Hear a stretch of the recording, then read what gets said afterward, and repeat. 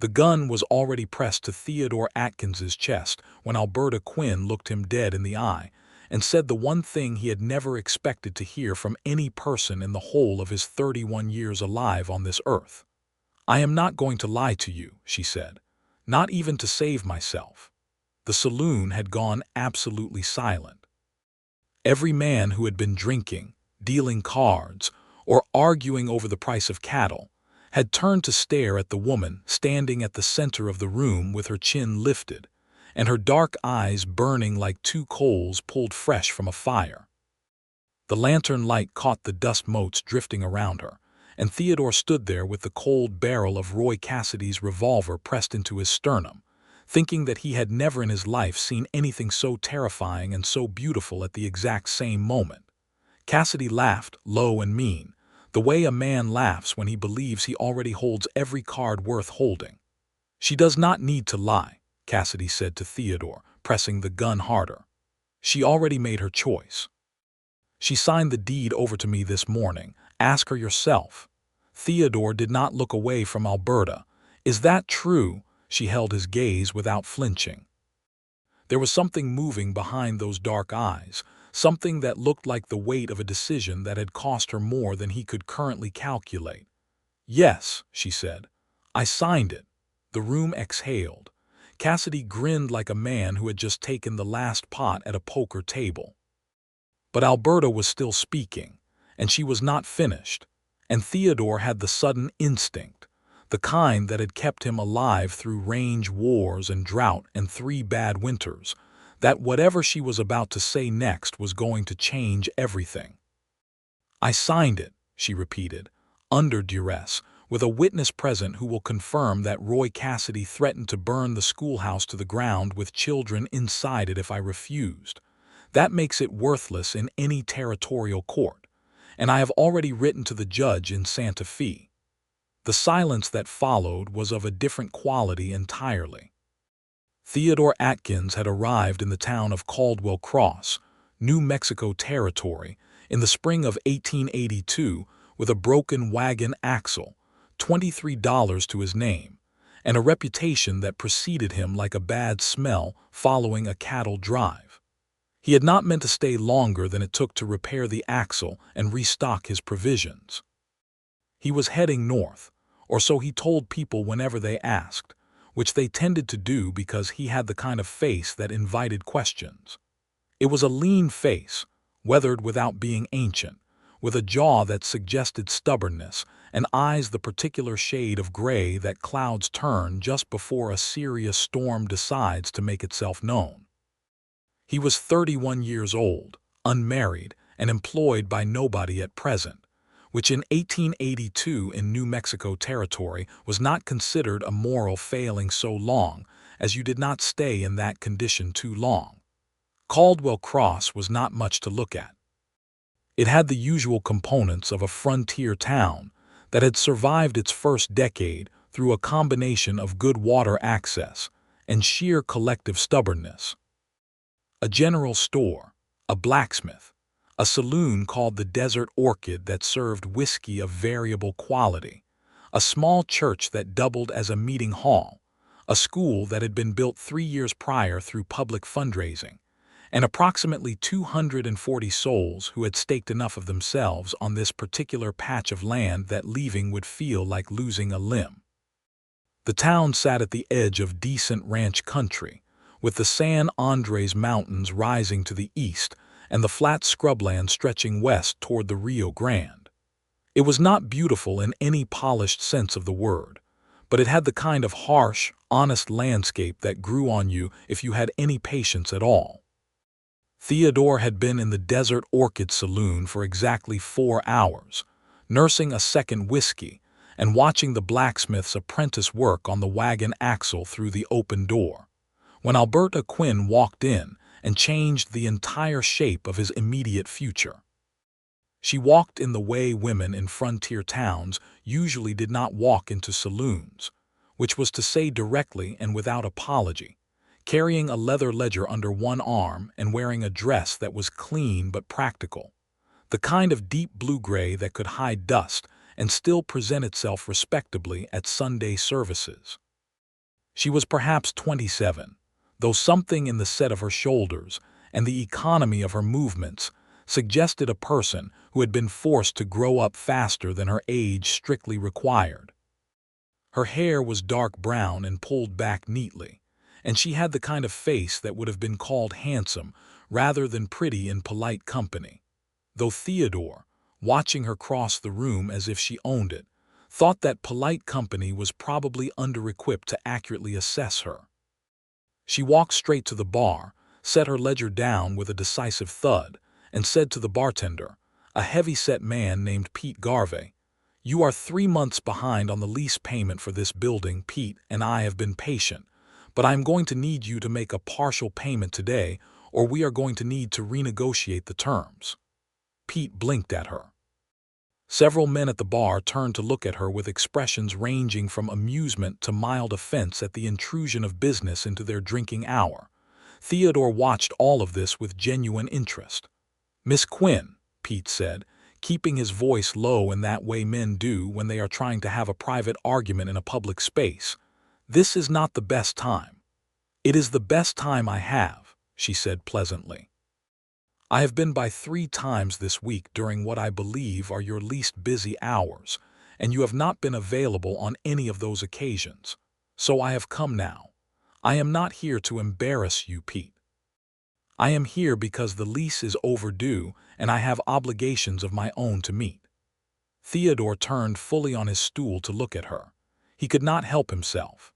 She was conducting this negotiation with the straightforward, unembarrassed calm of a person who had long since made peace with the fact that other people's discomfort was not her responsibility to manage. Pete fumbled through a conversation about lean months and dry summers, and Alberta listened to all of it with genuine attentiveness before saying, "I understand all of that, and I am sympathetic to it. Here is what I am proposing." She opened the ledger and turned it to face him, pointing to a column of figures. "You pay half of what is owed today, in cash or equivalent goods from the store next door whose owner has a credit arrangement with me. The remaining half I will roll into next quarter's payment with no penalty interest, provided you are current by September 1st. That is a fairer arrangement than you would get from any bank in this territory." Pete looked at the ledger, looked at her, looked at the ledger again. "That is fair," he admitted. "I know it is," she said, without arrogance. "I made it fair on purpose." She closed the ledger, accepted Pete's handshake and his promise to have the goods delivered by end of day, and turned to leave. That was when she noticed Theodore watching her. She met his gaze with the direct, uncomplicated look of a person who was not accustomed to being flustered by being observed, and she gave him a brief, assessing glance of the kind that took in more information than most people could gather in a full conversation.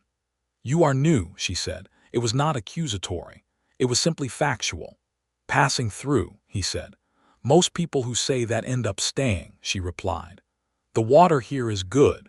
It is hard to leave a place with reliable water." She walked out before he could think of anything worthwhile to say in response. He turned back to his drink and found that it tasted less interesting than it had 10 minutes ago. Theodore did not leave the next day, or the day after that. The axle repair took longer than expected, which he told himself was the reason. The blacksmith, a quiet Navajo man named Samuel Runningwaiter, who had learned his trade from a craftsman in Albuquerque and operated his shop with exceptional skill, informed him on the 3rd day that the axle had revealed a secondary crack once it was properly examined, and that doing the job right would take at minimum another 4 days. Theodore accepted this information and went back to the boarding house where he had taken a room, and sat on the bed, and stared at the ceiling, and tried to be honest with himself about whether the axle was truly the reason he had not yet inquired about renting a horse and continuing north on his own. He knew, with the kind of clarity that tends to arrive in quiet rooms when a man is not actively avoiding himself, that the reason was Alberta Quinn.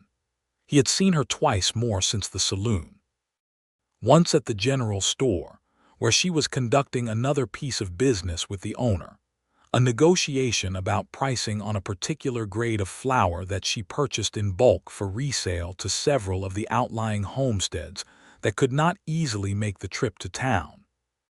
She had not seen him on that occasion, and he had watched through the window with a mild but growing sense of personal embarrassment at his own interest. As she worked through the calculation in her head, suggested a compromise price, wrote it down in the ledger she seemed to carry everywhere, and shook hands with the store owner with the same quiet finality she had brought to every transaction he had witnessed. The second time she had seen him, he had been eating supper at the small restaurant that occupied the front room of a widow named Mrs. Clara Benson's house, and Alberta had come in to deliver something, a small wrapped package that turned out to be medicinal herbs she had sourced for Mrs. Benson's arthritis. And when she glanced toward the dining room and found Theodore there, she had paused for exactly one moment before nodding at him with the recognition of someone who has categorized a piece of information and filed it appropriately. "Still here," she observed, and there was the ghost of something in her voice that might have been amusement. "Still here," he confirmed. She left without further comment, but Mrs. Benson, sitting across from him with her tea, smiled into her cup with the knowing expression of a woman who had been watching human behavior for 60-odd years and had developed some quite reliable theories about it. On the 5th day after his arrival, Theodore Atkins made a decision that he would later identify as the precise moment his carefully maintained sense of personal direction dissolved entirely. He went looking for Alberta Quinn with the stated purpose of asking about the land situation in the area, because he had been told she was the person in town who dealt in property, and he had a vague and not entirely dishonest interest in the question of whether decent land was available at a reasonable price within riding distance of Caldwell Cross. It was not entirely a pretext, but it was not entirely not a pretext either. He found her at her office, which occupied the front room of a small adobe building on the eastern edge of the main street. The building painted a deep terracotta color that absorbed the afternoon light in a way that made it look warmer than everything around it. The door was open. She was at her desk, reading through documents with a pencil tucked behind her ear, and she did not look up immediately when he knocked on the open door frame. "One moment," she said. He waited. She finished reading to whatever natural stopping point satisfied her, made a small notation in the margin, and looked up. "Mr. Atkins," she said, which surprised him. "You know my name," he said. "I know most things about most people who spend more than 2 days in this town," she said, not unkindly. "It is part of my work to know who owns what and who owes what to whom. You are not a mystery. Your name is Theodore Atkins. You are from somewhere east of here, originally based on the slight formality in your speech. You were a ranch hand for a number of years, and before that something else that involved being good with numbers, which explains why you watched my ledger rather than my face the first time we met. You are heading somewhere north and have been delayed by your wagon. You have a reputation as an honest dealer, which someone in town confirmed when I asked. And you have been walking past this building for 2 days without coming in, which suggests you want something and are taking time to decide how to ask for it." Theodore stood in the doorway for a moment, completely still. "That is," he said carefully, "a very thorough assessment." "I told you," she said. "I know things. What can I do for you, Mr. Atkins?" He came inside and sat in the chair across from her desk, and they spent the next 2 hours talking about land. Or rather, they spent the first 20 minutes talking about land, because it turned out that the question of available property in the area around Caldwell Cross was both more complicated and more interesting than he had anticipated, and Alberta Quinn explained it all without condescension and without softening the harder parts of the picture. The complication was this: a man named Roy Cassidy, who operated a cattle operation approximately 15 miles south of town, had been systematically attempting to acquire as much of the land around Caldwell Cross as he could get his hands on. He was not violent about it, or not openly violent, but he was relentless and creative in his methods. He had bought out several homesteaders who had been having difficulty, at prices that were fair enough to be legal but low enough to be exploitative. He had pressured the bank in the county seat to tighten credit for certain farmers he wanted to buy out. He had made no secret of his intention to eventually control enough of the surrounding land to effectively control the town's access to water and grazing, which would in practice give him enormous leverage over the entire community. Alberta was one of the primary obstacles to this ambition, for the simple reason that she owned several of the key properties Cassidy wanted most, having acquired them over the past 4 years through careful savings and the kind of patient, precise financial management that had become her particular expertise. She had grown up in Caldwell Cross, the daughter of a school teacher who had come west in the 1860s and a mother who had died when Alberta was 12, and she had spent the years since her father's death 6 years ago building, with extraordinary discipline, a small property portfolio that generated enough income to support both herself and the town's broader resistance to Cassidy's consolidation. "He does not scare you," Theodore said, toward the end of the second hour, when they had long since moved from the specifics of land prices to the broader situation, and the conversation had taken on the quality of two people who have discovered they are talking to someone genuinely worth talking to. She considered this for a moment in the honest way she considered everything, without performing either bravado or vulnerability. "He worries me," she said finally. "That is different from scaring me. I am worried about specific things. I am worried about what happens to the schoolhouse if he ever gets the property it sits on. I am worried about the Murillo family's homestead, because they have been farming that land for 18 years, and it is the best agricultural land in the area, and Cassidy wants it badly. I am worried about my own situation in the particular sense that I cannot afford a legal fight, and he knows it." She paused. "But I am not going to let those worries make me do something I would not be able to look at honestly later." Theodore looked at her for a long moment. "You are a very unusual person, Miss Quinn." "I have been told that before," she said. "It is usually meant as a slight. You seem to mean it differently." "I mean it as the most genuine compliment I know how to give," he said, and the steadiness in his voice when he said it caused something in her expression to shift slightly, the way a landscape shifts in the moment before the light changes. She looked down at her ledger, then she looked back up. "Well," she said, with that ghost of amusement again, "what about the land?" "I would like to think about it," he said, "and in the meantime I would like to know if there is anything I can do that would be useful to you." She studied him with those assessing dark eyes. "Why?" "Because I think what you are doing matters," he said. "And because I have been traveling for a long time, and I have not found a place in a long time that seemed worth the effort of caring about." A pause. The afternoon light was shifting through her open door, and the sound of the town going about its business drifted in with the warm, dry air. "Come back tomorrow," she said. "I have some survey maps I need someone to help me cross-reference with the county records, and you said you are good with numbers." He smiled, and it transformed his face in a way she noticed, and then deliberately did not think about for the rest of the evening. Theodore Atkins stayed in Caldwell Cross. He told himself for approximately 3 weeks that he was staying because of the land opportunity, which was real, and because of the interesting situation with Cassidy, which was also real.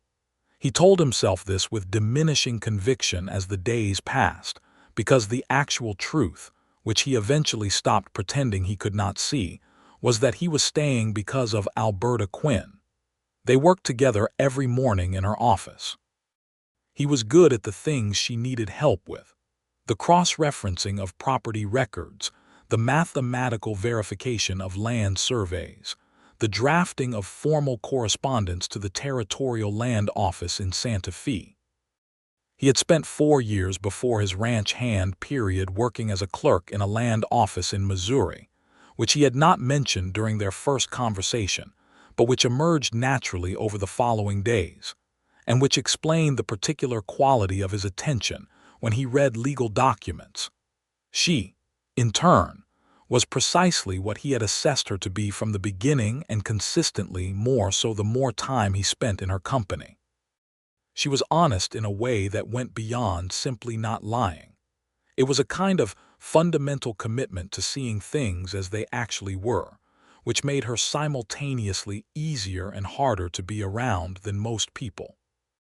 Easier because you never had to wonder what she actually thought. Harder because her clarity had a way of illuminating things in yourself that you had been successfully avoiding for some time.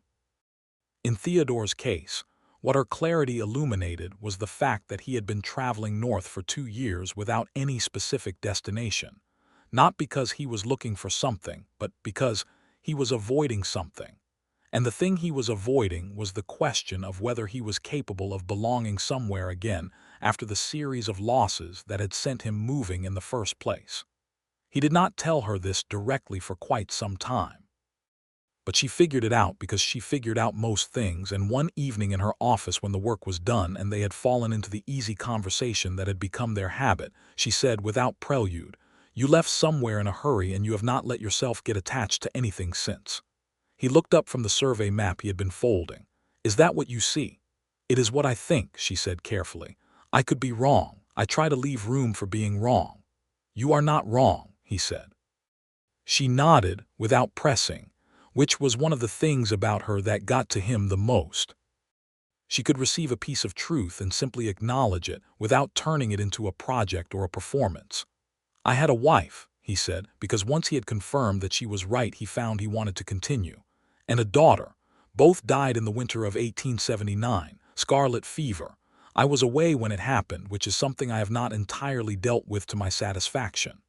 "I am sorry," she said, and she meant it in the clean, unadorned way that people rarely manage to mean it. "After that," he said, "I could not stay in the place where the absence was, so I started moving, and I kept moving." "Until here," she said. "Until here," he agreed. She was quiet for a moment. "Then my father died 6 years ago. He was everything I had. The way I dealt with it was to make myself so busy and so useful that grief did not have time to find me at rest." She paused. "It finds you anyway, eventually. But the business did not stop being useful just because it had started for the wrong reason." He looked at her across the desk, and what he felt in that moment was so large and unexpected that he had to look away from it, back at the survey map in his hands, to give himself a moment to absorb the sheer scope of it. It was not quite love, not yet, or perhaps it was love in its earliest stage, the stage that has not yet announced itself, the stage that exists as a quality of attention, as the specific way a room changes when a particular person is in it. But it was the beginning of something that had the seriousness of love, and Theodore Atkins, who had been moving for 2 years, felt it as a kind of anchor being dropped. The first direct confrontation with Roy Cassidy came at the end of Theodore's 3rd week in Caldwell Cross.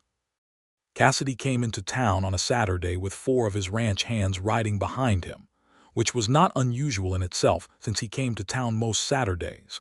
But on this particular Saturday, he had a piece of paper in his hand and a specific purpose in his cold, pale eyes.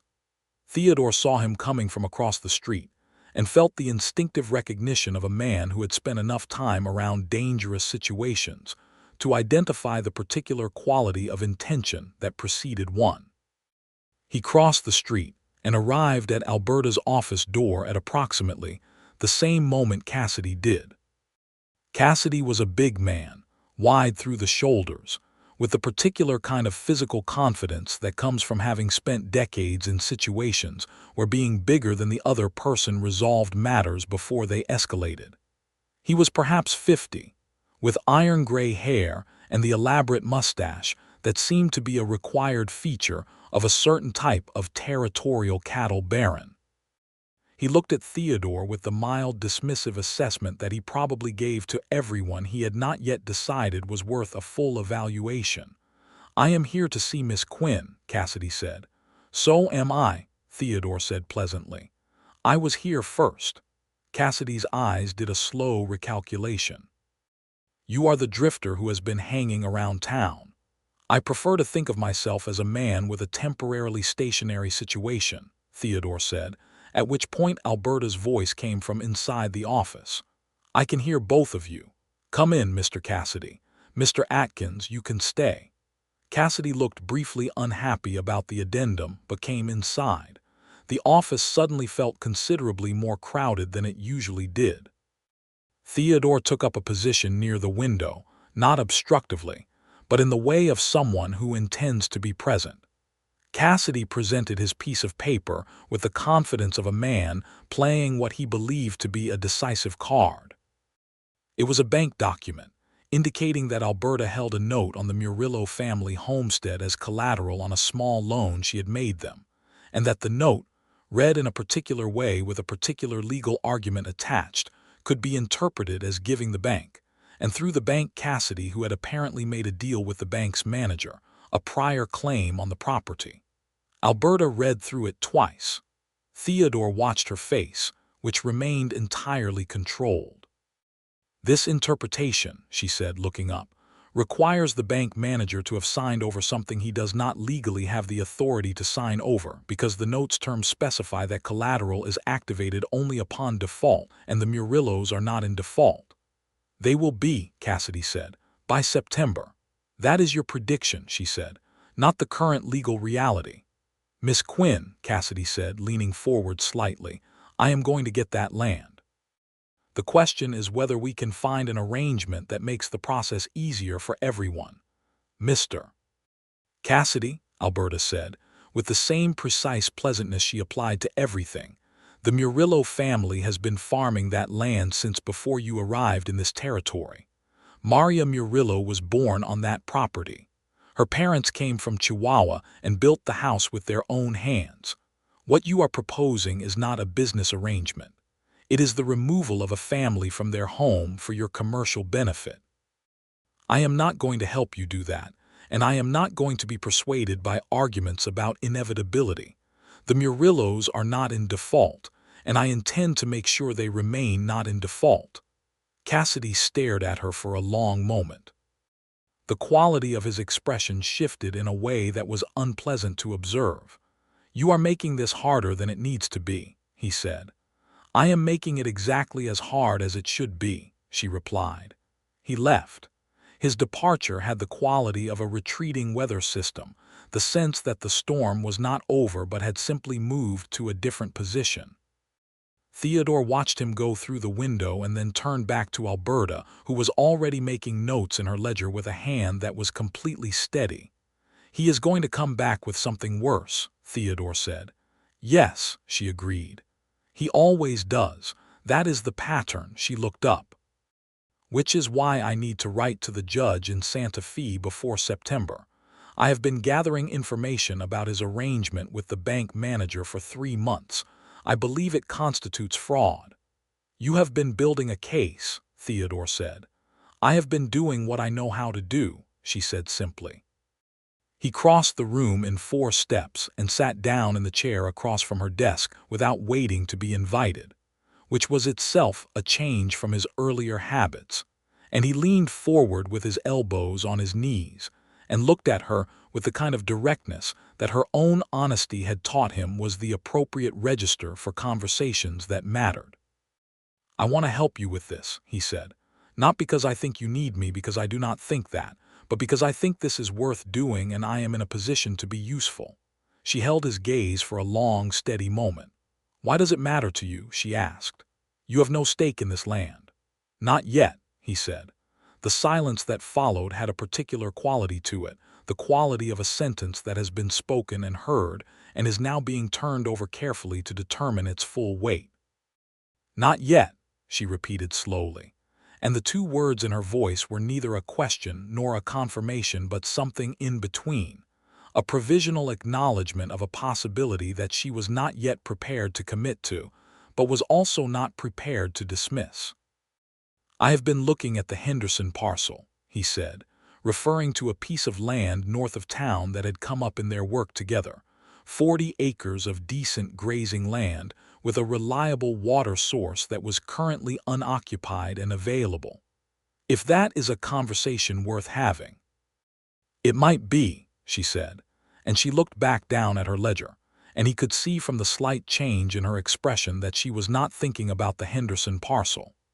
The weeks that followed had the quality of two people walking toward each other with great deliberateness, which is to say that both of them knew very well what was happening and were proceeding with care rather than with anything resembling hesitation. They ate supper together twice a week, at first in the company of others, then increasingly just the two of them at Mrs. Benson's dining room or occasionally at the small table in Alberta's office when work ran late, and she produced sandwiches from a basket with the same practical efficiency she brought to everything. Theodore bought the Henderson parcel in June of 1882, which meant he was no longer passing through. He contracted with Samuel Runningwater to help him build a small house on the property, a proper structure rather than a temporary one, with good adobe construction and a proper roof, and enough rooms to constitute a serious dwelling for a person intending to put down serious roots. Alberta came to see the progress on the house twice, and on the second visit she stood in the empty main room and looked around at it with a careful expression that Theodore watched closely without being obvious about it. "It is a good size," she said. "I wanted room for things to change," he said. She looked at him directly then, in the way she had of looking at things she wanted to assess accurately. "That is an honest thing to say," she said. "I have been learning from you," he replied. The color that came into her face was the first time he had seen her composure affected by anything he had done, and it required all of his self-control not to say immediately, and at length everything that he had been thinking for the past 2 months. He held it back, not out of cowardice, but because he understood that Alberta Quinn was a person who needed to arrive at things in her own time and her own order, and that rushing her was both pointless and disrespectful. It was in July that Cassidy made his next move, and it was, as Theodore had predicted, considerably worse than anything he had done before.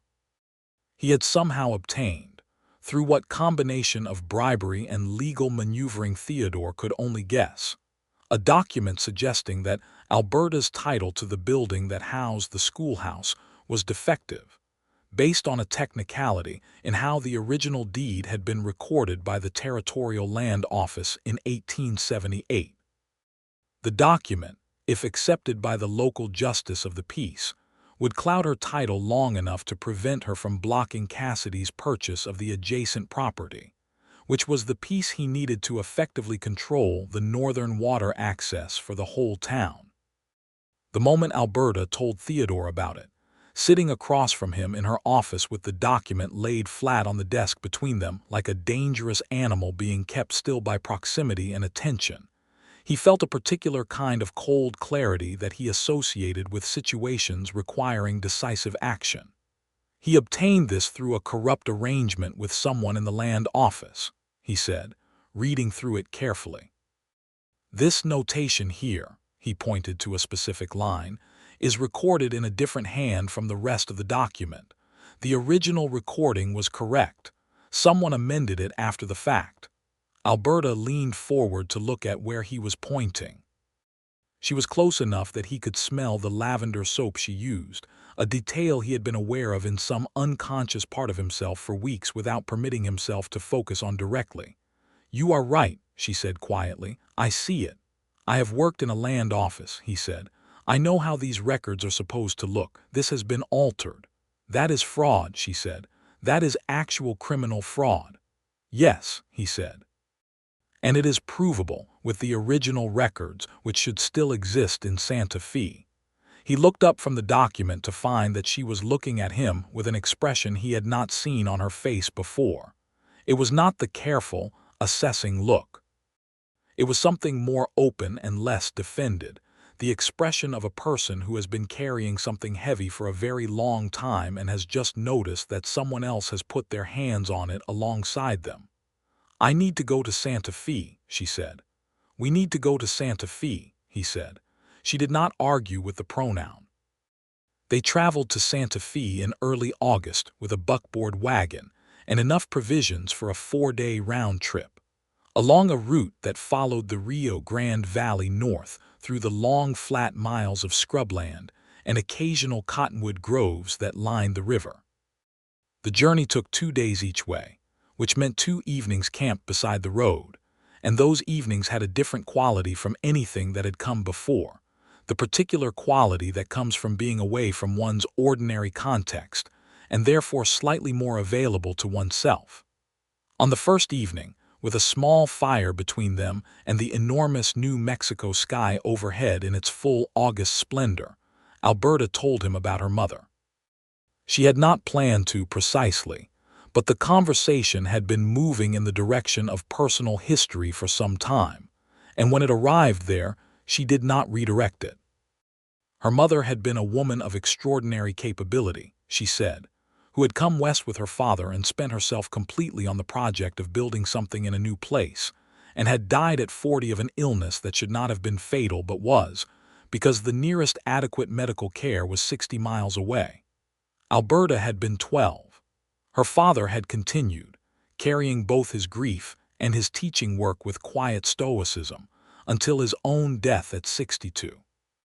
What Alberta had taken from both of these losses was an understanding that the frontier exacted a particular price from women, who were expected to be both strong enough to survive it and invisible enough not to be inconvenient about the terms, and she had decided, after her father died, that she was not going to be invisible. Theodore listened to all of this with the complete attention it deserved. "The property work," he said, when she was done. "It was always about more than money." "Of course it was," she said. "Money is just the mechanism. The thing I am trying to build is stability. A place where a woman, or a family, or someone who does not have much power can have something that cannot be taken from them. That is the whole project." He looked at her across the fire, and what he felt in that moment had graduated well past its initial stage. It was full, settled, unmistakable love, the kind that arrives not in a single dramatic moment but through the accumulation of 100 moments of genuine recognition, and which therefore has a different quality from the love that arrives all at once, a deeper kind of surety, the kind that has earned itself. He said, "I think you are the most remarkable person I have met in my life." She looked at him steadily. "I think," she said carefully, "that you are trying to say something more specific than that." "I am," he agreed. "I am trying to find the right approach."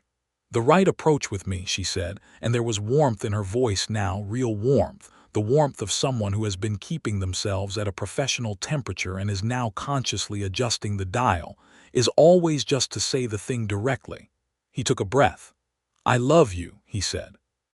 "I have loved you since about the 3rd week, or possibly the 2nd, and I intend to ask you to marry me, but not tonight because I want to do it properly and not beside a road in August.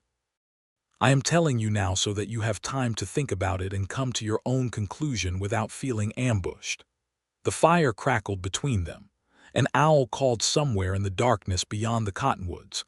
The stars were extraordinary. Alberta Quinn sat with this information for a long, honest moment, turning it over the way she turned over everything, looking at it from multiple angles, checking it against what she knew and what she felt. "I love you too," she said at last, in the same clean, direct way she said everything. "I have been aware of it for some time, and I have been deciding what to do about it." "And?" he asked. "I am still deciding," she said. "But I wanted you to know that the feeling is present." She paused. "That is as honest as I know how to be right now." "That is more than enough," he said.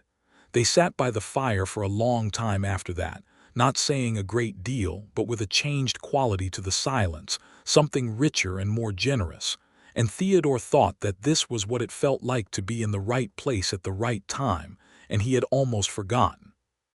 Santa Fe was a city of a particular kind in 1882, ancient by the standards of the American West, a place that had been a seat of government for more than 2 centuries under first Spanish, and then Mexican, and then American authority, and which had therefore accumulated the particular layered quality of a place where history was physically present in the adobe walls, and the plaza layout, and the way the church stood at the end of the street, as if it had been there before the street and would be there after it.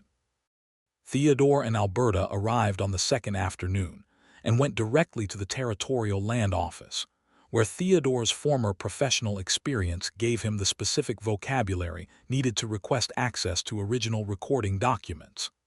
The archivist, a meticulous man named Mr. Hargreaves, who treated historical documents with the reverence of a man who understood that records were a form of justice, found the original 1878 deed recording within an hour.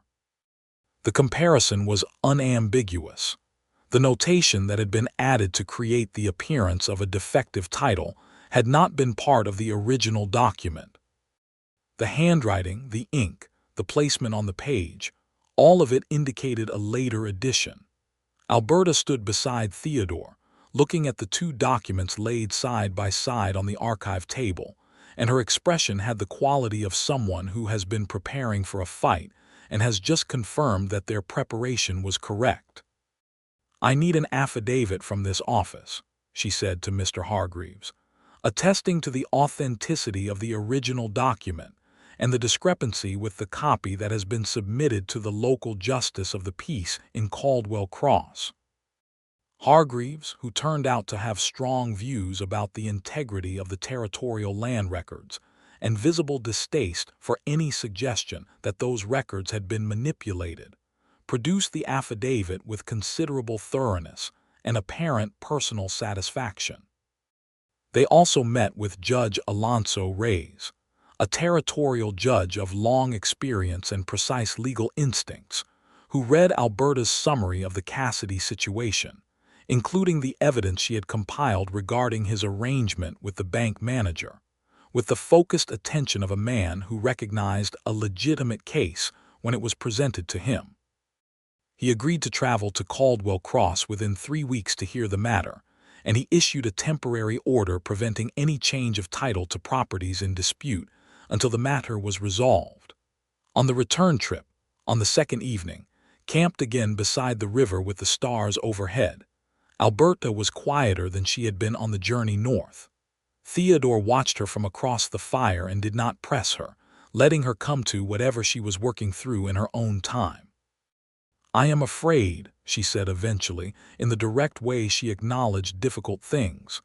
"Of Cassidy?" he asked. "Of everything going wrong before the judge arrives," she said. "He is going to know soon that we went to Santa Fe and what we found. He has people in town who tell him things. When he knows, he is going to do something." "Yes," Theodore said, "he is. And I need you to know," she said, looking at him across the fire, "that whatever happens, I am not going to compromise what I am doing to protect myself or to protect us. The Murillos and the schoolhouse and the other families, they come before my personal safety or my personal happiness. I need you to understand that clearly before we go any further." He looked at her for a long moment, at the absolute seriousness in her face, at the person she had built herself into through years of hard work and deliberate choice. "I would think less of you if it were any other way," he said. She exhaled slowly. "Good," she said. "That is what I needed to hear. And I need you to understand," he said, "that I am not standing beside you as protection or as a man who has decided to rescue something. I am standing beside you because I believe in what you are doing and because you are the person I want to stand beside, not in front of, beside." The fire was very quiet. The river moved in the darkness beyond the bank. "All right," she said softly. "All right, I hear you." They returned to Caldwell Cross on the fourth day to find that Cassidy had indeed moved faster than they had hoped. He had gotten to the justice of the peace, a man named Herbert Crane who had always had a somewhat elastic relationship with the exact requirements of his office, and had prevailed upon him to issue a preliminary ruling on the title question, which technically he had not had the authority to do given that the matter was now in the hands of a territorial judge. Crane's ruling, predictably, favored Cassidy's interpretation. More pressingly, Cassidy had also visited the Murillo family. Maria Murillo came to Alberta's office the morning after their return, her face tight with controlled fear, and told her that Cassidy had come to the homestead with his men, and told the family that they had 30 days to vacate because the bank had called their note. Her husband, Eduardo, had gone to the bank to verify this, and had been told it was true. Alberta sat across from Maria and listened to all of it with the focused, unhurried attention of someone who was working through a problem in real time. "The bank does not have the legal authority to call that note under current conditions," she said carefully. "I hold the primary note and I have not authorized any call. What Cassidy is doing is using the bank manager to intimidate you into leaving voluntarily before the judge arrives. If you leave voluntarily, there is nothing the judge can do." Maria looked at her with dark, exhausted eyes. "And if we do not leave, what does Cassidy do then?" Alberta held her gaze steadily. "I do not know," she said honestly. "And I will not tell you that staying is safe. It may not be. What I will tell you is that the law is on your side and that Judge Reyes is coming in 3 weeks, and that if you stay, you will likely keep your home. But I cannot guarantee that Cassidy will behave within the law in the interim." Maria was quiet for a moment. "My husband's parents are buried on that land," she said. "I know," Alberta said. "We will stay," Maria said. After Maria left, Theodore found Alberta at her desk with her hands flat on the surface and her eyes focused on the middle distance, working through something. "I need to write to the judge today," she said. "And I need to find someone who can act as a legal witness to the proceedings in town, because Crane's ruling is invalid and I need that documented before anything else happens." "I will go to Crane directly," Theodore said. "I have the affidavit from Santa Fe. If I present it to him personally, along with the judge's order, he may back down." "He may," she said.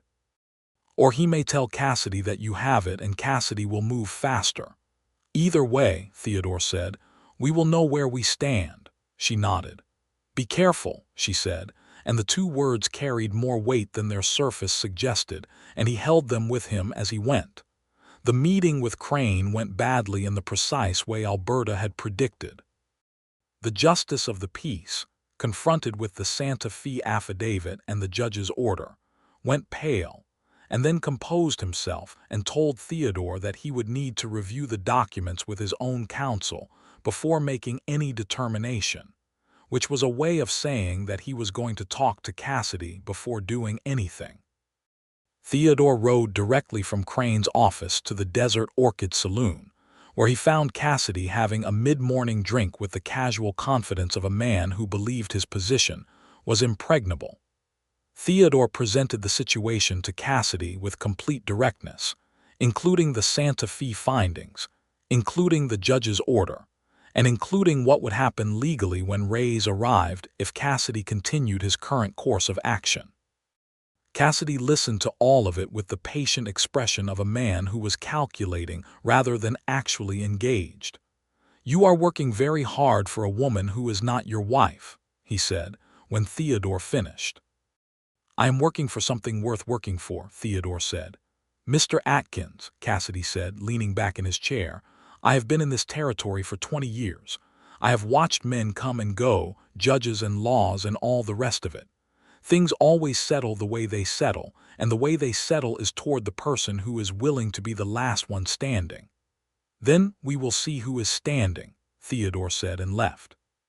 That evening, in Alberta's office, they sat together and assessed the situation with the combined clarity of 2 people who had both been honest with each other, and were therefore working from accurate information.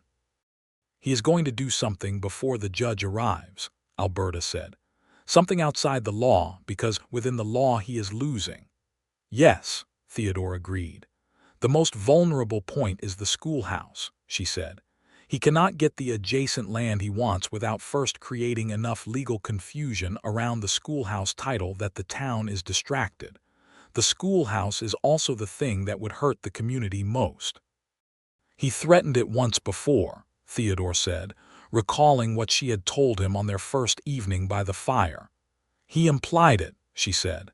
"He has not done it yet because he knows the town would turn against him completely if he did. But if he gets desperate enough." She let the sentence end itself. "They set up a system of informal watches, using the trust network Alberta had built over years of fair dealing with the people of Caldwell Cross. Samuel Runningwater agreed to keep an eye on the north side of town, where the schoolhouse was. The widow Mrs. Benson, who it turned out had iron nerves beneath her genteel exterior, agreed to ensure that someone slept in the schoolhouse each night, which made the threat of burning considerably more complicated. Pete Garvey from the saloon, who turned out to have a considerable amount of accumulated goodwill toward Alberta that expressed itself when it mattered, agreed to monitor Cassidy's men when they came to town and note any unusual activity. The community, which Alberta had been building relationships with for 6 years through fair and honest dealing, turned out to be exactly the resource it needed to be in the moment it was needed.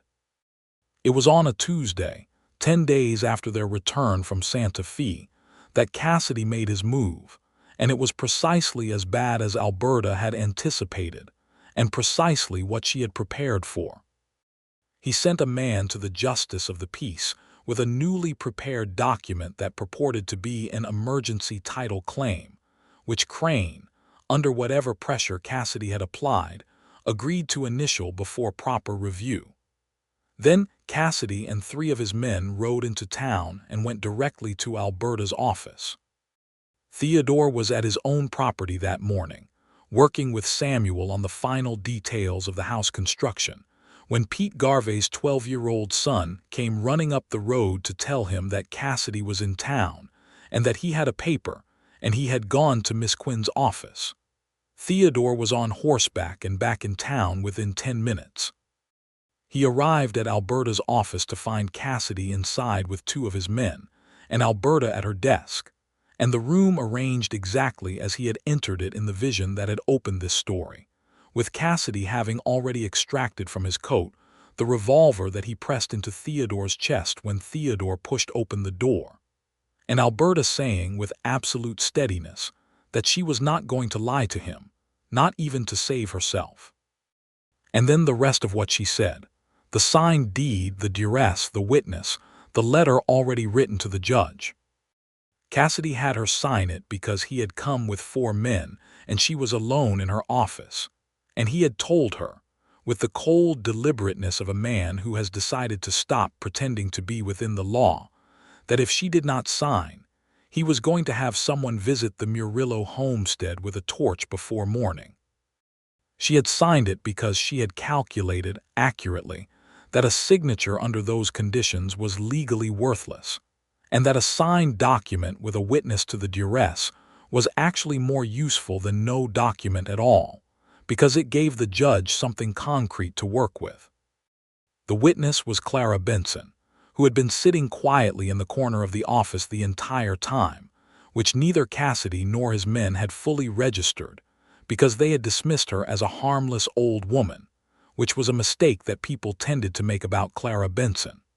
When Cassidy looked at Clara Benson, and at the small leather notebook she was holding in which she had been making careful notes throughout the entire proceeding, his expression went through several rapid changes.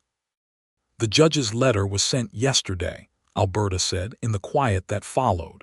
"He will arrive in 9 days. What you have done here today, in front of a witness, with a coerced signature on a legal document, constitutes criminal fraud and criminal intimidation.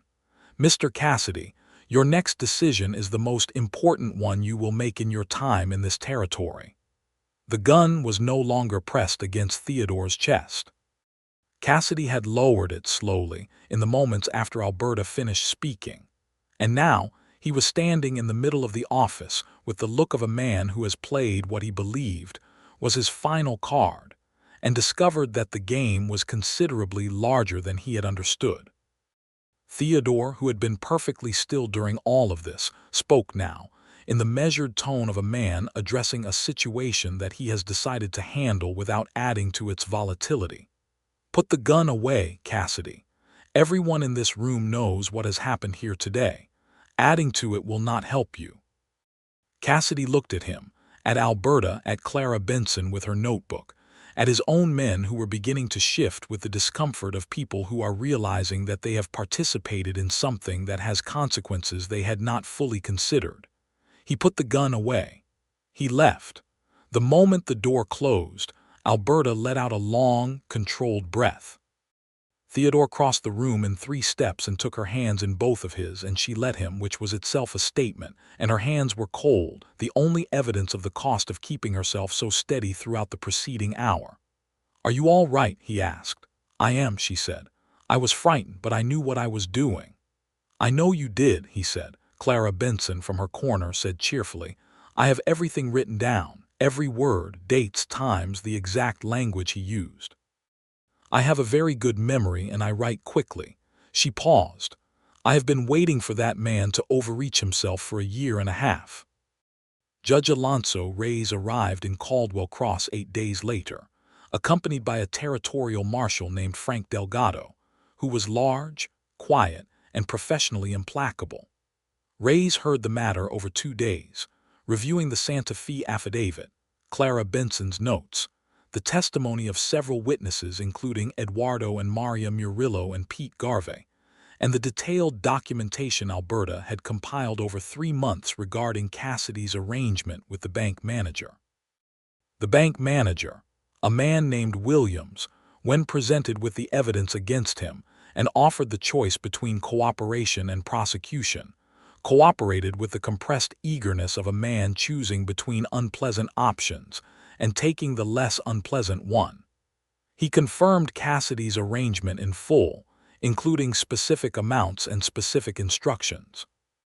Roy Cassidy was arrested by Marshal Delgado on the 2nd day of the proceedings on charges of fraud, criminal intimidation, and conspiracy to corrupt a public official. The Justice of the Peace, Crane, resigned his position that same afternoon in an atmosphere of considerable community disapproval. The Murillo family kept their land. The schoolhouse title was confirmed as valid. Every clouded title that Cassidy had manufactured was cleared. It was over. The evening after Judge Reyes departed, the town of Caldwell Cross held what could only be described as a spontaneous and collective exhalation, which took the form of a gathering at the Desert Orchid that had the character of a celebration without having been formally announced as one. People came because they wanted to be together, and because something had ended and something else was beginning, and because, in a community that had been living under the shadow of a threat for 2 years, the lifting of that shadow created a lightness that needed to go somewhere. Alberta arrived at the saloon late, after finishing her notes on the proceedings, and the response of the room when she walked in was not dramatic, but it was unmistakable, a quiet shift of attention and warmth that said more about the trust she had built in 6 years than any speech could have. Theodore was at the bar. He saw her come in and watched the room's response to her and felt something in his chest that was complete and settled and entirely sure of itself. She came to stand beside him and accepted a glass of something from Pete Garvey, who pressed it into her hand with the expression of a man making a small and heartfelt gesture. "Well," Theodore said. "Well," she agreed. "I think," he said, "that it has been long enough now for me to ask the question I mentioned beside the river in August." She looked at him with those dark, clear eyes. "You said you wanted to do it properly," she said. "I have a house now," he said, "which is as properly as I know how to arrange it." She tilted her head slightly.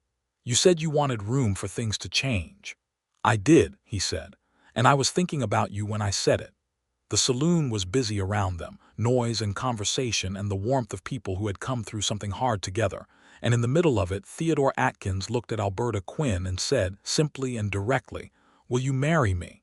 She held his gaze for a long, honest moment, the way she held everything, giving it the full consideration it deserved. "Yes," she said. It was clean and certain and unhesitating, and it was the most beautiful word he had ever heard. He reached into his coat pocket and produced a ring, which surprised her visibly, the first time he had managed to genuinely surprise her.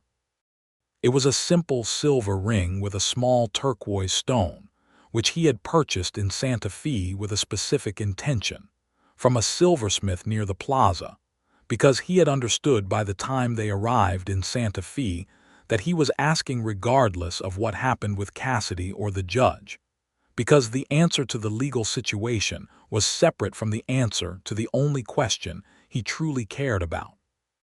She looked at the ring and then at him, and the expression on her face was one he had never seen on her before, completely unguarded and warm and luminous, the face of someone who has been carrying their composure for a very long time and has just decided that they do not need it right now.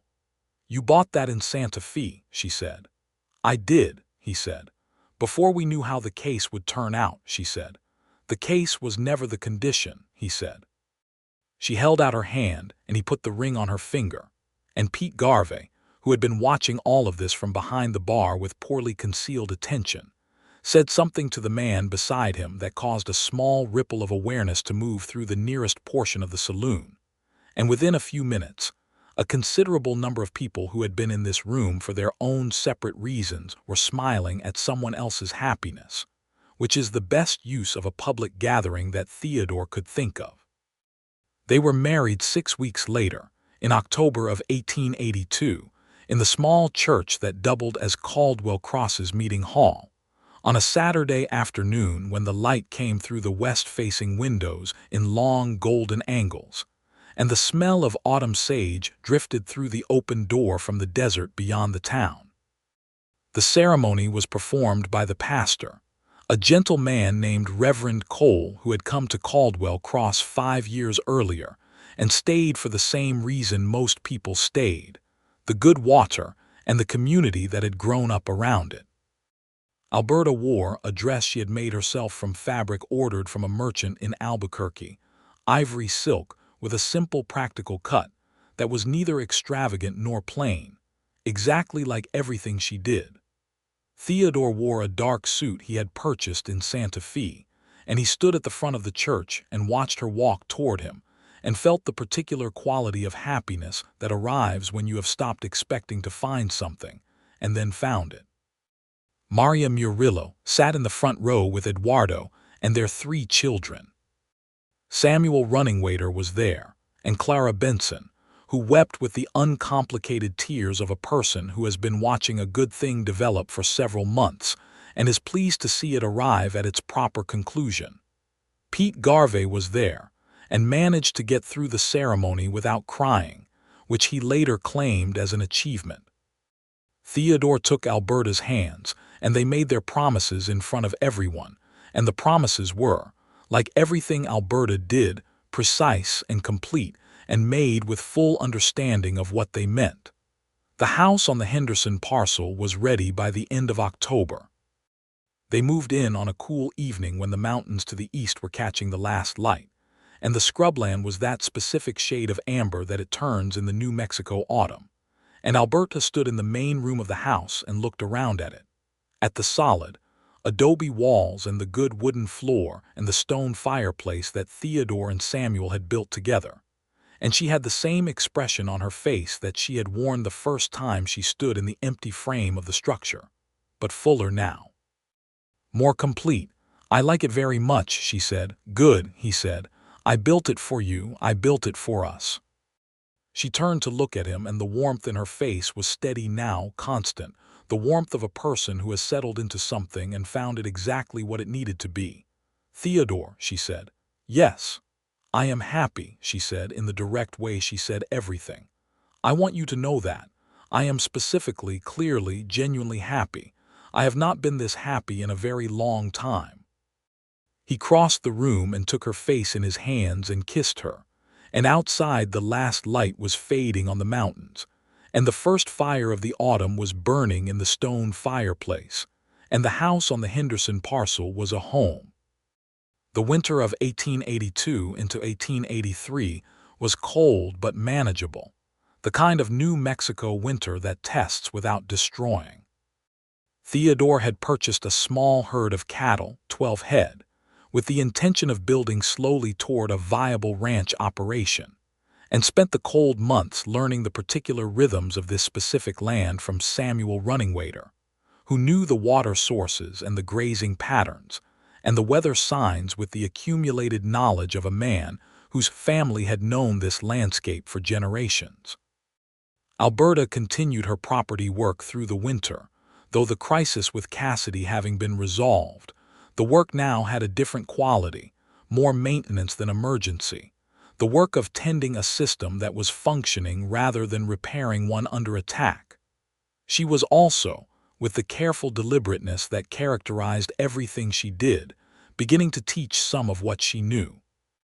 She had started, unofficially, spending one morning a week at the school, not as a teacher of children, but as someone who came in to talk with the older students, particularly the girls, about how property and money and contracts worked, because she had concluded that one of the gaps in frontier education was that nobody taught young women how to manage the practical legal and financial aspects of their lives, and that this gap had consequences. The teacher at the school, a young man named Mr. George Abbott who had arrived from Ohio the previous year with a genuine dedication to his work, welcomed her involvement with transparent relief and considerable gratitude. In February of 1883, Alberta told Theodore, on a quiet evening by the fire, that she was expecting a child. She told him in the same direct, matter-of-fact way she told him everything, and then waited with slightly more visible vulnerability than usual for his response. He sat with it for a moment, feeling the layers of it, the joy and the fear, the memory of what he had lost in 1879, and the knowledge that the same terrible arithmetic was possible again. "I am very glad," he said when he found his voice, "and I am frightened. I want to be honest about both." "I know," she said. "I am both things too. We are going to take very good care," he said. "We are," she agreed. "Clara Benson knows a midwife in Las Cruces who is supposed to be excellent. I have already written to her." Of course she had. He smiled despite himself, the smile that her particular brand of preparedness always produced in him. "Of course you have," he said. She smiled back, the warm, full smile that she was less careful about concealing now that they had been together long enough that the expense of concealing it seemed unnecessary. The spring came in early April with the particular authority it brought to the desert, everything coming alive at once in the specific urgent way of a landscape that has been waiting through the cold months with contained energy. Theodore's cattle herd had made it through the winter intact, and he had arranged to purchase 6 more head from a rancher 30 miles south, which would put him at 18 and closer to the scale at which a cattle operation could sustain itself. Alberta was showing clearly by May, moving through her work with the same efficiency as always, but adapting to the physical requirements of her changing body with characteristic pragmatism. She had made arrangements, specific and detailed arrangements, for how her property work would continue in the weeks around the birth, with instructions written out for Theodore and a clear communication to her clients about what they could expect and who to contact if something needed immediate attention. Theodore watched her prepare for this, the way she prepared for everything, and was periodically overwhelmed by the specificity of his love for her, the way it was grounded in exactly the person she actually was rather than some idealized version of a person, and how that made it more durable and more real than anything he had previously understood love to be. "You are watching me again," she said one morning, looking up from her desk without looking startled, as if she had known for some time. "I am," he confirmed. "Is there something you need?" she asked. "I was thinking," he said, "about how I lost the negotiation." She set down her pencil. "What negotiation?" "The first one," he said. "When I came to your office to ask about the land, I came in with one agenda, which was to find out whether this place was worth staying in. And you sent me back out with a completely different one, which was to help you with something that was considerably more complicated than what I had been planning to do with my immediate future." She studied him with amusement. "And you think you lost?" "I think I walked in trying to keep my options open and walked out having, without fully noticing it, committed myself to something specific and significant," he said, "which by any conventional measure of a negotiation is losing." "And you are calling it a win," she said. "I am calling it the best possible outcome," he said. "I am calling it the only outcome I would choose if I could go back and choose from the beginning." She picked up her pencil again, but she was smiling the full, warm smile. "You are very sentimental for a man who presents himself as practical," she said. "You did that," he said. "No," she said. "That was already in you. I just did not let you hide it." Their son was born in late August of 1883, on a warm night with the smell of sage coming through the window and the mountains visible in the moonlight to the east.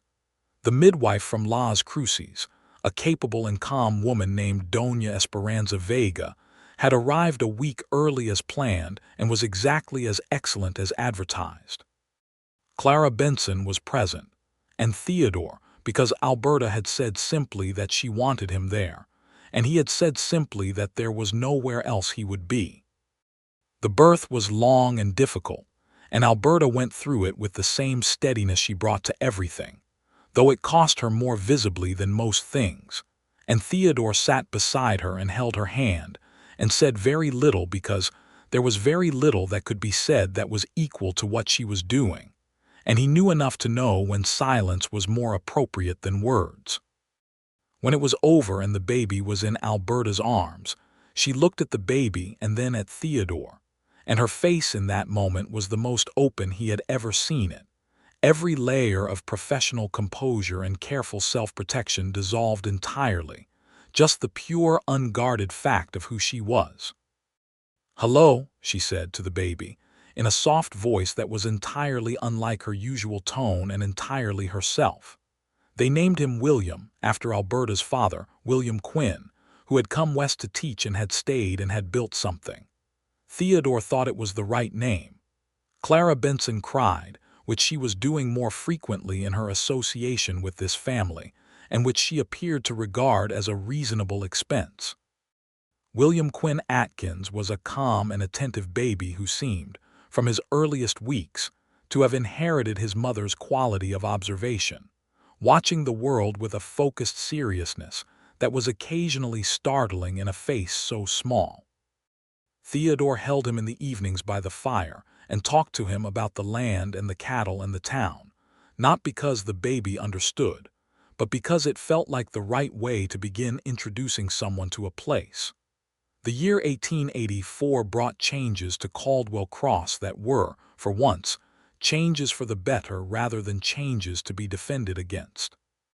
A proper doctor came to town, a young physician named Dr. James Keene, fresh from his training in Philadelphia, who set up a practice in one of Alberta's properties and immediately became essential to the community in the way that good doctors do. The bank acquired a new manager, a man named Foster, who turned out to have genuine professional ethics and an interest in supporting the community he served. A second school was proposed for the following year, and Alberta was on the committee that planned it. Theodore's cattle operation had grown to 40 head by the spring of 1884 and was generating enough income that they were genuinely comfortable in the specific frontier sense of having enough and knowing it would last if they were careful, which they both were. He had hired 2 ranch hands, young men named David Carson and his brother James, who were earnest workers and good with the animals, and not much trouble in any of the ways young men in the West could be trouble. He had also, over the preceding year and a half, begun to feel something he had not expected to feel again, which was the particular settled contentment of belonging somewhere. Not belonging in the passive sense of merely being located somewhere, but in the active sense of having put yourself into a place, and had the place put itself into you, the mutual investment that makes somewhere home rather than just somewhere you currently are. Caldwell Cross was home. The house on the Henderson parcel was home. Alberta was home, in the particular way that a person can become a home for another person when there is enough trust and enough honesty, and enough of the specific kind of love that does not require the other person to be anything other than precisely what they are. He told her this one evening, not in the saloon or the office but at the kitchen table after supper, which was where their most honest conversations happened, because there was something about the kitchen table and the end of a day that made both of them more simply themselves than any other context. She listened to him and then said, "I feel the same way. I have felt it since somewhere around November of last year. I keep meaning to tell you and then the day gets busy and I forget. But I mean to say it specifically. This is the life I wanted to build and did not know how to imagine before you were in it." He reached across the table and took her hand. "I thought when Mary and Emma died," he said, using their names because he had reached the point where he could, that was the thing that had been destroyed. The capacity for this. I thought it was permanently gone." "It was not gone," she said. "It was frightened and hiding, which is understandable." "You brought it back out," he said. "You brought it back out," she corrected gently. "I just did not let you keep hiding it." They sat at the kitchen table in the lamplight while William slept in the next room, and the October wind moved around the adobe walls of the house. And Theodore Atkins, who had been moving for 2 years and had stopped, thought about the negotiation he had walked into in April of 1882 with one agenda and walked out of with a completely different life. He had sat down across from the most honest woman he had ever met, and he had lost every specific thing he had walked in intending to keep: his freedom to leave, his careful, uncommitted distance, his practiced management of his own expectations. And in losing all of it, he had gained something that no negotiation he had ever been part of could have adequately named. He had lost and called it a win and been right. By the spring of 1885, Alberta discovered she was expecting again. And this time the knowledge arrived with less of the complicated fear and more of the straightforward joy that comes when something good has happened before, and you have begun to trust that good things can happen and continue. Doña Esperanza Vega agreed again to come north from Las Cruces, and William, now almost 2 years old and walking with a determined solidity that suggested he had made up his mind early about the business of locomotion, regarded his mother's changing shape with the same focused seriousness he brought to everything. The second child was born in November of 1885 and was a girl. They named her Frances, a name Alberta had been keeping for a long time, the name of a friend of her mother's who had been a kind and interesting woman, and who Alberta wanted to honor.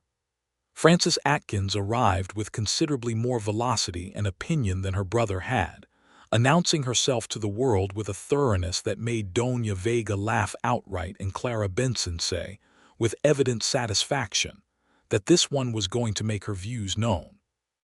Theodore held Frances on the morning after she was born, sitting in the chair by the window with the November light thin and bright, and his daughter looked up at him with the unfocused dark eyes of the newly arrived, and he felt the expansion of it again. The way love has no ceiling, how there is always more room than you thought. William came in from the kitchen where Clara had been keeping him occupied with bread dough, and looked at the baby with the concentrated assessment of a nearly 2-year-old, encountering a significant new development, and then reached out one small hand and very gently touched his sister's cheek. "Baby," he announced, with the gravity of an official declaration. "Yes," Theodore said, "your sister." William considered this information and then went back to the bread dough, having apparently classified it appropriately. Alberta, from the bed, watched all of this with the expression that she had now, the one that was entirely her own and that belonged to this house and this family, warm and clear and full. The years built themselves, as years in a good life do, one upon the other, each one adding to the previous without erasing it, the way the adobe adds to itself in construction, layer upon layer, each layer drying and hardening and becoming part of the structure. Theodore's cattle operation grew steadily to the point where it employed 4 ranch hands and had a genuine reputation in the territory for producing good stock. He bought an additional 20 acres adjacent to the Henderson parcel in 1886, which gave him more grazing land and solved the particular water management problem that had been a mild limitation in dry summers.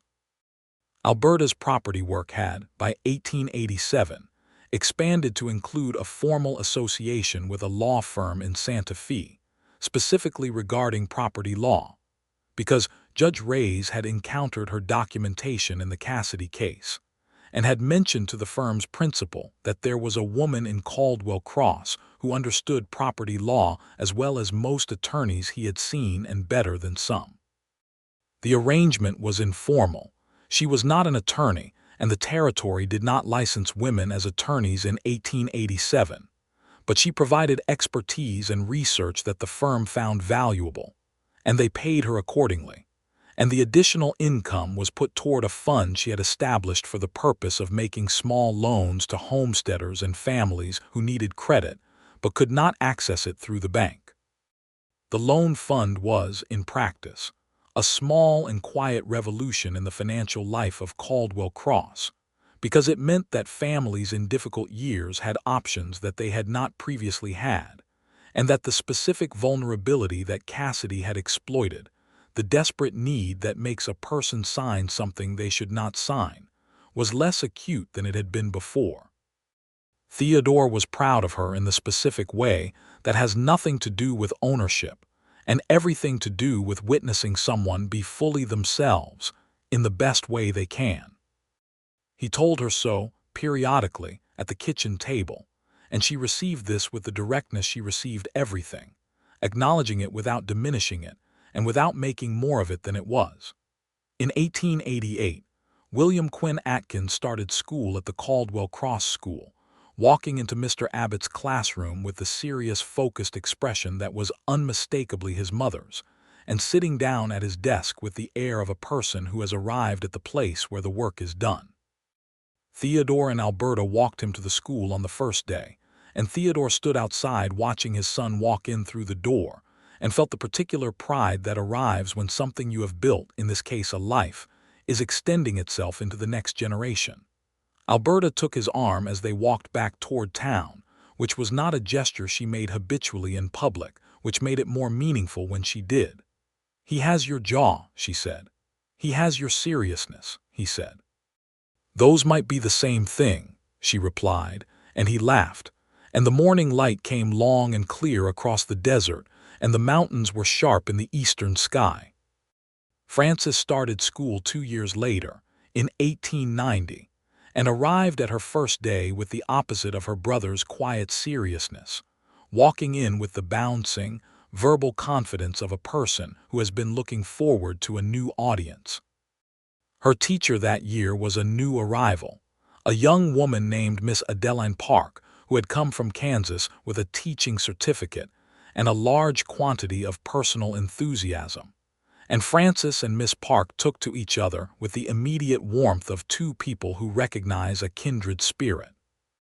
Alberta was 42 in 1897, and Theodore was 46, and they had been married for 15 years, and the house on the Henderson parcel had 3 extra rooms that had been added in stages as the family grew and changed, and the walls of the main room were hung with things that had accumulated from the life.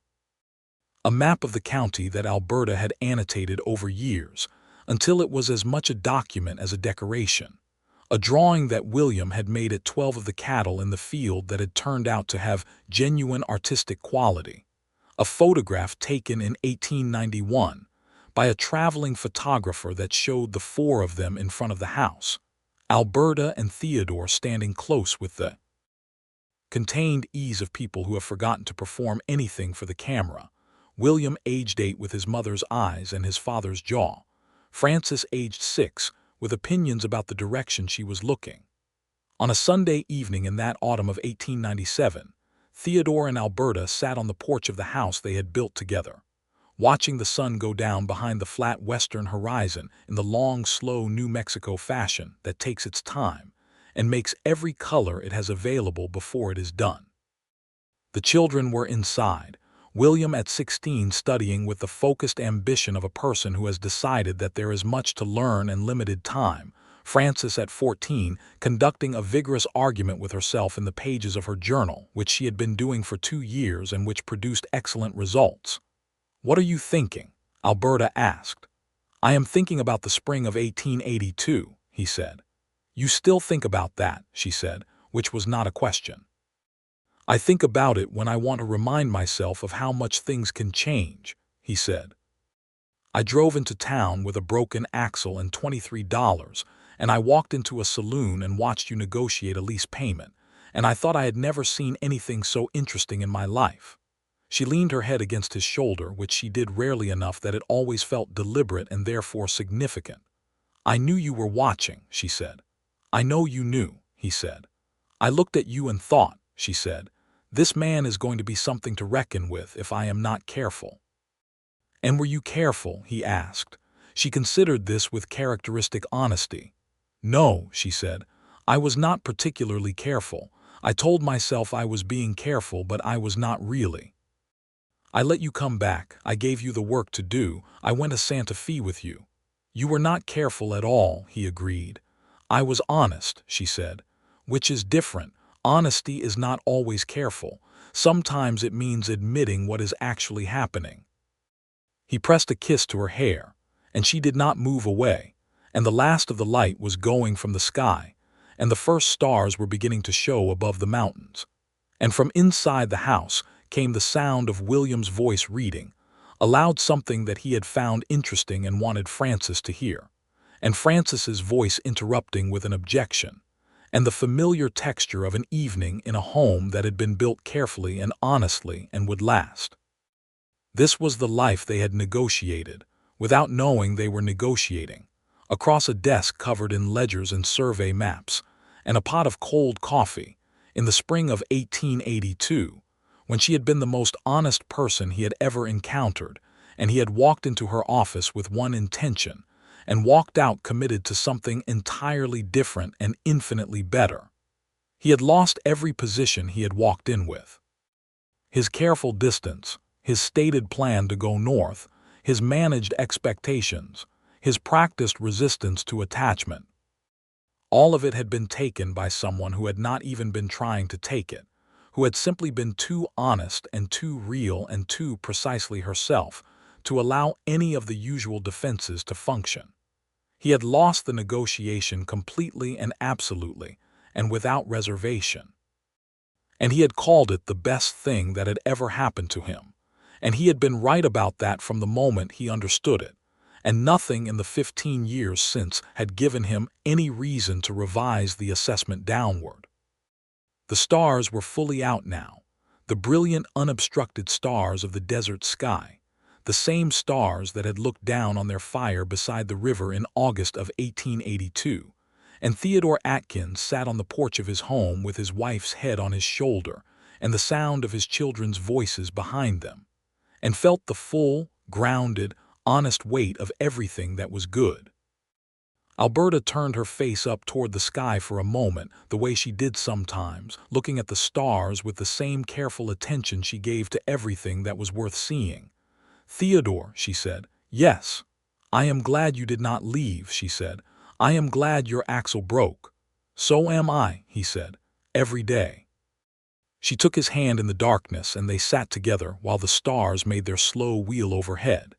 And inside the house, William and Frances were arguing and laughing in equal measure, and the ranch was quiet in the way that good land is quiet at the end of a good day, and the life they had built was solid and warm around them, as honest and as real as the woman who had built it beside him, and as permanent as the mountains at the edge of the sky.